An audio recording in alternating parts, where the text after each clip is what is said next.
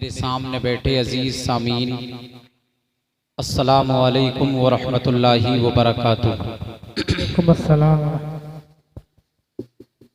काफ़ी देर से अल्हम्दुलिल्लाह आप हजरात अल्लाह और उसके रसूल के ज़िक्र की महफिल में बैठकर इश्क़े मुस्तफ़ा के समंदर में गोता जन हो रहे हैं और बहुत ही अच्छे लबो लहजे में नातो मनक़बत भी समात कर रहे हैं और अच्छी समातें आप हजरात की भी है। मैं दुआ करता हूँ रब्बे ज़ुल जलाल आप हजरात के सुनने और हमारे बोलने को अपनी बारगाह में कबूल फरमाए और आज की जो हमारी इस मजलिस में बैठने का मकसद है, मेरा रब महफिल की बरकत से मरहूम के जुमला सगाइर कबाइर को माफ़ फरमाए और उनको जन्नतुल फिरदौस में आला मकाम अता फरमाए। देखिए भाई मोहतरम, अब्दुल कादिर मुरादाबादी ने बहुत अच्छा पढ़ा, दिल खुश हो गया वाकई। आप हजरात भी महसूस हुए और आप हजरात को भी अच्छा लगा जो हजरत ने अभी पढ़ा, आप हजरात को भी बहुत अच्छा लगा और वाकई दिल से पढ़ा और मेहनत से पढ़ा। आप हजरात ने मेहनत के साथ समात किया। मेरे बाद अभी आपको और भी तकारीर नातो मनक़बत समात करनी है। ये हमारे बुजुर्गान दीन बैठे हैं और खतीब अहले सुन्नत हजरत मौलाना मोहम्मद उस्मान रजा मंजरी साहब बैठे हैं, जिनको हम तो जानते ही हैं लेकिन आप भी जानते हैं कि नायाब लहजे में हजरत खिताब फरमाते हैं जिसको अवाम व खवास दोनों पसंद किया करते हैं। मुकम्मल गुफ्तगू इंशाअल्लाह हजरत की आप समात करेंगे। कुछ देर के लिए मैं भी हाजिर खिदमत हूँ। दुआ है रब्बे कदीर मुझे हक बोलने की, आप हजरात को और हम सब को उस पर हक पर अमल करने की तौफीक अता फरमाए। आमीन आमीन। मुख्तसर वक्त में इंशाअल्लाह बात की जाएगी। अल्हम्दुलिल्लाह अल्हम्दुलिल्लाहि रब्बिल आलमीन वस्सलातु वस्सलामु अला रसूलिहिल करीम, अम्मा बाद फ़अऊज़ु बिल्लाहि मिनश शैतानिर रजीम, बिस्मिल्लाहिर रहमानिर रहीम। क़ाल अल्लाहु तबारका व तआला फ़िल क़ुरानिल मजीद व बिल वालिदैनि इहसाना। आमन्तु बिल्लाहि सदक़ल्लाहु मौलानल अज़ीम। क़ालन नबिय्यु सल्लल्लाहु तआला अलैहि वसल्लम कफ़ा बिल मर्इ कज़िबन अन यहदिस मा समिअहु। सदक़ रसूलुहुन नबियुल अमीनुल मतीनुल मुबीनुल करीम व नहनु अला ज़ालिका लमिनश शाहिदीन व शाकिरीन वल्हम्दुलिल्लाहि रब्बिल आलमीन। या खुदा बहरे जनाबे मुस्तफ़ा इमदाद कुन, या रसूल अल्लाह अस बहरे खुदा इमदाद कुन, या शहीदे करबला या दाफ़े करबो बला, गुलरू खां शहजादे गुलगू कबा इमदाद कुन।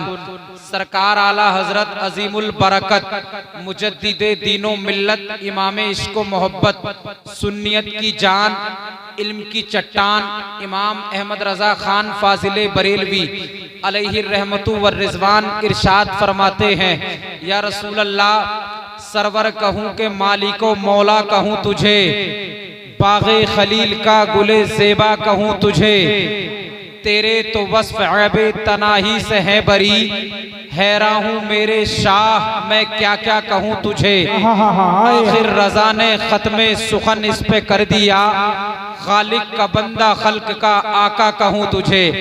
और सरकार आला हजरत नबी की बारगाह में जब कहने पे आए हैं तो बड़ी प्यारी बात की है। अर्ज किया है, या रसूल अल्लाह सुबह तैबा में हुई बटता है पाड़ा नूर का, सदका लेने नूर का आया है तारा नूर का। और या रसूल अल्लाह तेरी नस्ले पाक में है बच्चा बच्चा नूर का, तू है ऐने नूर तेरा सब घराना नूर का। चांद झुक जाता जिधर उंगली उठाते महद में, क्या ही चलता था इशारों पर खिलौना नूर का, क्या ही चलता था इशारों पर खिलौना नूर का। जरा तवज्जो आप इस तरफ रखें, बात कोई भी आपके बाउंस नहीं बनेगी। दुरूद मुस्तफ़ा पढ़कर सुनाएं, बुलंद आवाज से पढ़ें। अल्लाहुम्मा सल्ली अला सय्यदिना व मौलाना मुहम्मद मादनिल जूदी वल करम वालिही व बारिक वसल्लम सल्लु अलैहि सलातम व सलामन अलैका या रसूल अल्लाह सल्लल्लाहु तआला अलैहि वसल्लम।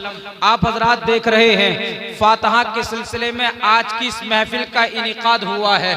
आप लोग तशरीफ रखते हैं, मुस्तफ़ा का जिक्र समात कर रहे हैं, बहुत बड़ी बात है। आज के दौर में जो इस कदर पुरफितन दौर है, जहां पर जिक्र मुस्तफ़ा की महफिल सजाने के लिए बेहद मेहनतें करनी पड़ती हैं और बड़ी कोशिशें करनी पड़ती हैं कि अल्लाह के नबी की महफिल को सजाया जाए। यार घर वाले क्या क्या काम करें, जिक्र मुस्तफ़ा की महफिल भी सजाएं और बुलाने के लिए लोगों को बहुत हीले करने पड़ते हैं। दावत भी की जाती है और अपने घर को बुलाया भी जाता है ताकि मुस्तफ़ा का जिक्र सुना जाए। महफिल में चंद लोग आते हैं, बहरहाल महफिल में लोग कम हो कि ज्यादा इसकी कोई परवाह नहीं है। जितने भी लोग हों, आपसे दुरूद पाक पढ़ने के लिए कहा गया। ये जो इंसान भी आपसे दुरूद पढ़ने को कहता है, आपसे दुरूद पढ़ने को कहा जाता है, आप महफिलों में दुरूद पढ़कर सुनाते हैं। आखिर दुरूद पढ़ने का फायदा क्या है? 3 मिनट की तकरीर सुने, उसके बाद फैसला करें कि आपको बात सुननी है कि घर जाना है, या आपको बात तवज्जो से सुननी है, या आपके बैठने का मकसद क्या है। मैंने आपसे दुरूद को कहा, आपसे नकीब साहब आए तो दुरूद पढ़ने को कहें, शायर साहब आए तो दुरूद पढ़ने को कहें। आखिर दुरूद से मिलता क्या है? दुरूद पढ़ने की वजह क्या है? आखिर तकरीर में दुरूद पढ़ने को क्यों कहा जाता है? आओ मैं आपको बताऊं। अल्लाह के नबी की हदीस पाक है, मेरे और तुम्हारे नबी फरमाते हैं, अगर कोई बंदा मोमिन मुझ पर दुरूद पाक पढ़ा करता है तो उस दुरूद पाक पढ़ने की बरकत से अल्लाह तबारका व तआला ऐसे बंदे की 10 खताओं को माफ फरमा देता है। दुरूद पढ़ने से 10 खताओं को माफ फरमा देता है। और यहीं पर बस नहीं है, बल्कि अल्लाह के हबीब फरमाते हैं उसकी 10 खताओं को माफ फरमा कर उसकी नामे आमाल में 10 नेकियां दर्ज कर दी जाती हैं, उसको 10 नेकियां दे दी जाती हैं। और तीसरा इनाम यह है, 10 खताओं को माफ किया जाता है, 10 नेकियां अता की जाती हैं और उसके 10 दर्जात को बुलंद किया जाता है। एक बार दुरूद पाक पढ़ने से इनाम 30 हो जाएं, 10 नेकियां, 10 खताओं को माफ किया जाए, 10 दर्जों को बुलंद किया जाए। एक मर्तबा दुरूद पाक पढ़ें, आपको इनाम 30 मिल जाए, फायदे 30 मिल जाए। एक बार दुरूद पाक आप पढ़ें, फायदे आपको 30 मिले। अब आप दुरूद चाहें यहाँ बैठकर पढ़ें, या मस्जिद में बैठकर पढ़ें, या मदरसे में बैठकर पढ़ें, या सफर करें तो उस वक्त दुरूद पाक पढ़ें, इनाम आपको एक बार पढ़ने में 30 अता किए जाएंगे। 2 दुरूद पढ़ो तो इनाम 60 हो जाते हैं। 3 बार दुरूद पाक पढ़ो, इनाम 90। 4 मर्तबा दुरूद पाक पढ़ो, इनाम 120। 5 मर्तबा दुरूद पाक पढ़ो, इनाम 150। अब आओ जरा मेरे साथ, जरा इस बात को तवज्जो से सुने। आओ मुस्तफा के दीवानो।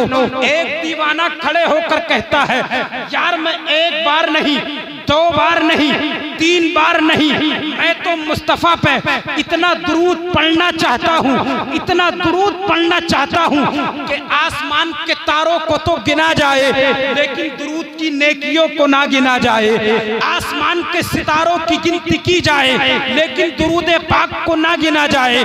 पेड़ के पत्तों को तो गिना जाए लेकिन दुरूद के फायदों को ना गिना जाए। अगर किसी दुनिया की चीज को गिनना चाहे तो गिन ले, लेकिन दुरूद के फायदे ना गिने जाए।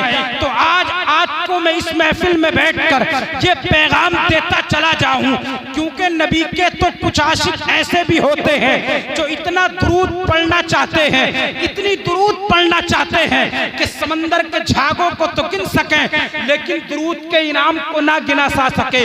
आओ मैं आपको बताऊं आपको इतना दुरूद कैसे पढ़ना है, इतनी दुरूद पाक कैसे पढ़नी है। आप जहां चाहो दुरूद पढ़ते रहो।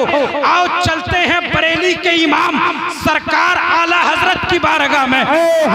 पूछ कर चलो ऐ सरकार आला हजरत मुस्तफा की बारगाह में इतना दुरूद पढ़ना चाहते हैं कि जिस चीज को गिन चलना चाहे गिन ले लेकिन दुरूद के फायदों को ना गिना जाए। सरकार आला हजरत फरमाते हैं अरे दीवाने क्या क्यों नहीं देता काबे के बदरुद्दुजा तुम पे करोड़ों दुरूद, तैबा के शमशुद्दुहा तुम पे करोड़ों दुरूद, और कोई गैब क्या तुमसे निहा हो भला जब ना खुदा ही छुपा तुम पे करोड़ों। नारे तकबीर, नारे रिसालत, फैज़ाने आला हज़रत, मसलके आला हज़रत, सुभान अल्लाह। जब ना खुदा ही छुपा तुम पे करोड़ों दुरूद, एक बार में 1 करोड़ मर्तबा दुरूद। अब अंदाजा करें एक दुरूद पढ़ने के फायदे 30 मिल जाएं। जरा सोचे तो सही, जरा हम लोग मुस्तफा पर एक मर्तबा में 3 बार दुरूद पाक पढ़ेंगे, करोड़ बार दुरूद पाक पढ़ेंगे, इनाम हमें और आपको क्या मिलेगा। और ये इनाम मैं नहीं देने वाला, इनाम मदीने के ताजदार अता करने वाले हैं। और ये जबान उस मुस्तफा की है कि दुनिया बदले तो बदल सकती है, जमीन अपनी जगह से हटे तो हट सकती है, पहाड़ हवा में उड़े तो उड़ सकते हैं। है कौले खुदा कौले मोहम्मद, फरमान न बदला जाएगा, बदलेगा जमाना लाख मगर कुरान न बदला जाएगा। मुस्तफा का फरमान नहीं बदल सकता, मदीने वाले आका की बात कभी गलत नहीं हो सकती। मुस्तफा ने फरमाया, ये बात आपको नबी करीम की हदीस के हवाले से बताई गई। बात समझ में आ रही है आप हजरात के? देखो मैं आपको बात बताऊं, आपको समझ में आनी चाहिए और आप सुने मेरी बात को, यही हमारी बात बताने का मकसद है। आप अगर नहीं समझोगे हमारा पूरी रात बोलना कोई कारआमद नहीं है। ऐसा ना होना चाहिए कि हमने रात भर बजाया, रात भर हम बोले, सुबह को उठे तो नतीजा बिल्कुल 0 निकला, रिजल्ट बिल्कुल 0 निकला। ऐसा नहीं होना चाहिए। मुस्तफा की महफिलों में कुछ लेने आया करो, मूड बनाने मत आया करो, तकदीर बनाने नबी की महफिलों में आया करो, ताकि आप हजरात नबी की महफिलों में आए, किस्मतें चमक जाएं, तकदीरें बदल जाएं। यार मुस्तफा की महफिलों में आने से बे औलादों को औलाद मिल जाती है, नबी की महफिलों में आने से जहन्नमी भी अगर आ जाता है तो यहाँ से जन्नती बनकर लौटा। महफिल की है, ये इनाम मुस्तफा की महफिलों के हैं। यार अल्लाह तबारका व तआला ने अपने कुरान करीम के अंदर इरशाद फरमाया, वबिल वालिदैन इहसाना, अपने वालिदैन के साथ अच्छा मामला करो, माँ बाप के साथ अच्छा सलूक करो। यार माँ बाप दुनिया में एक अजीम नेमत है, बहुत बड़ी दौलत है माँ बाप। जैसे बड़ी दौलत माँ बाप है, ऐसा ही माँ बाप के लिए एक अजीम दौलत औलाद भी है, औलाद भी है। जैसे बड़ी दौलत माँ बाप है, ऐसे ही माँ बाप के लिए औलाद भी एक अजीम दौलत है। माँ बाप की जिम्मेदारी बनती है औलाद को पैदा, जैसे ही औलाद पैदा हुई उसका अच्छा नाम रखा जाए, उसकी अच्छी तरबियत किया जाए। जब उसकी उम्र 7 साल की हो नमाज की ताकीद की जाए, जब 10 साल का बच्चा हो जाए उसको नमाज के लिए जोर डाला जाए, सख्ती की जाए। यार इस बात का भी पहले हिसाब होगा, हमने अपनी औलादों को सिखाया क्या है, हमने अपने बच्चों को दिया क्या है, हमने अपने बच्चों को तालीम क्या दी है, हमने अपने बच्चों को सिखाया क्या है। यार हम घरों में बैठकर अपने बच्चों को ये दास्तानें बहुत सुनाया करते हैं कि यार फुला ने बड़ी ऊंची बिल्डिंग बनाई है, हमने देखा था इसको, ये रक्षा चलाता था, लेकिन इसकी मेहनतों का नतीजा है कि इसने 4 माला बिल्डिंग खड़ी कर ली है। यार हमने फुला को देखा है उस इंसान को गांव में कोई पूछता ना था, लेकिन आज समाज में उसको इज्जत की निगाह से देखा जाता है। ये सब उसकी मेहनत का नतीजा है।